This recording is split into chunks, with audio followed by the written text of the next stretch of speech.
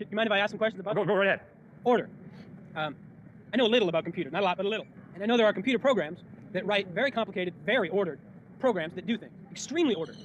But I would not go back and say that the program that wrote it is a life, or capable of love, or capable of thought in the way I think of thought.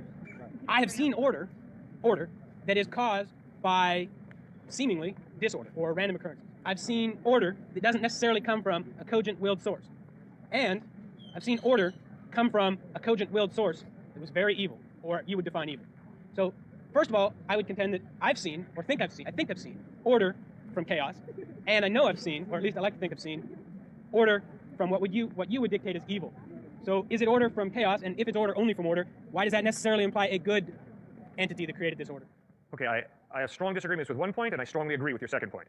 I think it's rather clear that a computer comes from an intelligent mind. I've never met a computer that just came about by accident. So that computer obviously was ordered by an intelligent mind, so there's no problem with computers. But I think you raise a tremendous issue when it comes to evil. I think you're absolutely correct. I think it's totally possible that this intelligent mind is a warped Scrooge. What was the second reason now? Just to get okay, second thing is life comes from life, not from non-life. That one's harder for me. I'm not a biologist, but I know that there's a lot of theories that say that given the right materials, the right electric charge, so to speak, and the right atmosphere, we can create proteins, we can create enzymes, we can create complex molecules, and from that, this. Okay, and my point would be, I would not be shocked if scientists created life, because that's exactly what I believe. Intelligent mind creates life. My point is, you've got to have the intelligent mind there.